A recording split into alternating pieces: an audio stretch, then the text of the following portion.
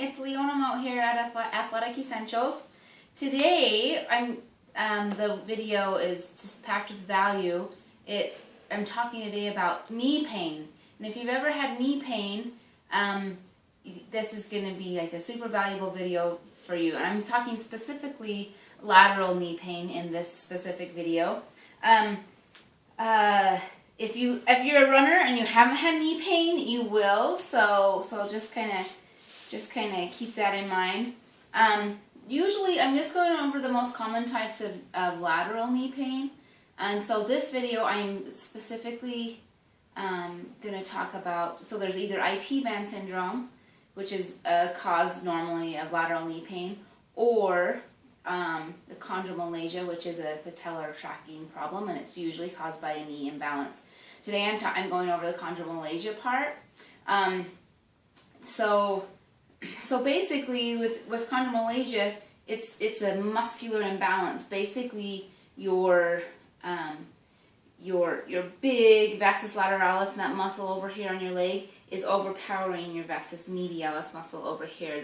And so it pulls your patella laterally, and so then it can rub on that bone. Now, if you go into like an orthopedic surgeon, they're going to say you need surgery, but I want you to at least try these exercises before you get surgery, because I've had friends that have gone in, they figure they need to get surgery, they do these exercises for a couple weeks, and they're actually okay. So it could be that bad, you might need surgery, but hopefully with a little bit of these exercises, you'll be able to take care of it.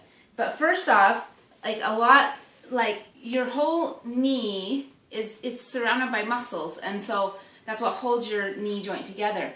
And so if your muscles are super tight, you say your quads, your hamstrings, even your calves, then you need to get those loosened up. You can do that with a foam roller, anything like that. You could get a massage, whatever you think that you really need. I love the Deep Blue rub, so I will actually I'll rub this all along my whole quad, my calf if necessary, and if you haven't tried this yet, you need to try it. You can email me, contact me, comment below if you want a sample of this. I'll get you a sample. But this is just so good. It's kind of like a lotion cream. It's got the Deep Blue oil in it, and it's just super great for muscles, for muscle pain, to loosen things up. So I like to do that before I even start my exercises.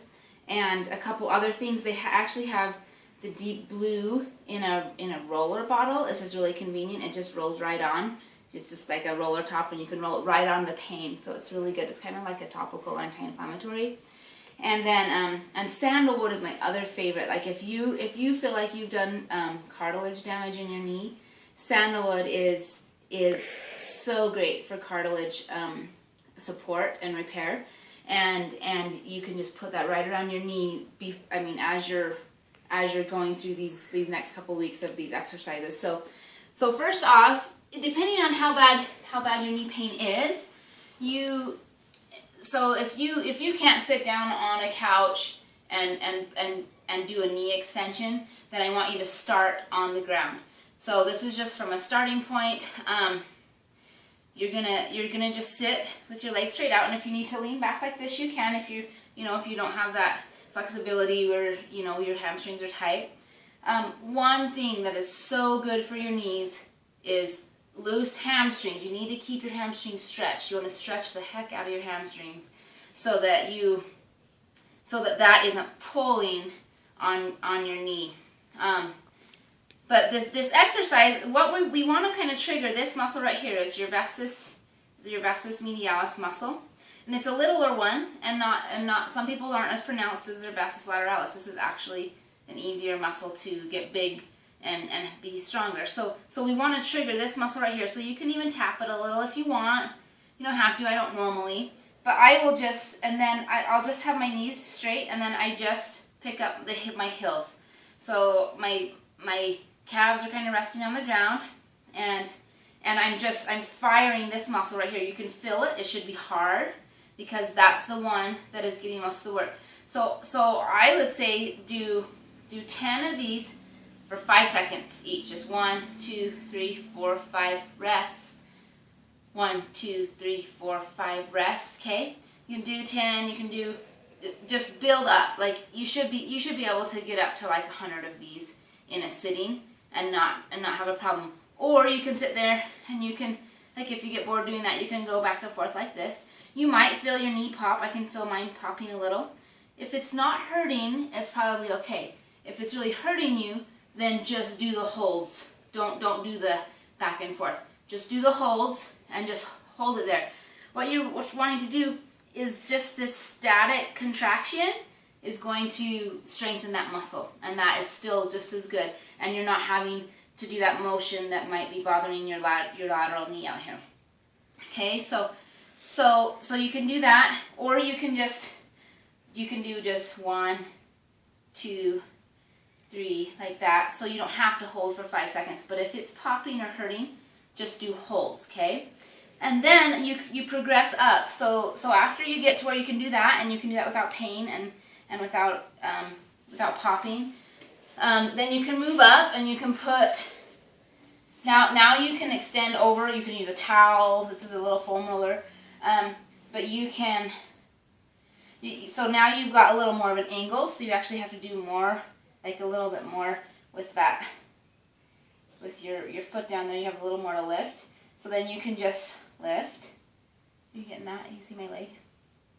Okay, and then, so you can just lift, and depending on which leg, it's really good to do on both legs, even if only one knee is hurting. You need to be symmetrical, because more than likely, at some point, this one's going to go too. So this is really just focusing on the knee. There's a whole bunch of hip exercises you can do that actually stabilize this knee from the beginning, but right now we want to get to where you can walk without pain, you can, walk around stairs, you can go up and down stairs without hurting. So right now, we're just focusing on strengthening this muscle, okay, so that you can get to where you can sort of function. If you want, and you can add a little weight to your ankle, and that makes it a little more difficult, and it's going to make that muscle stronger. And then you can progress up to either a chair or a table. I like to do the table where my foot actually hangs, and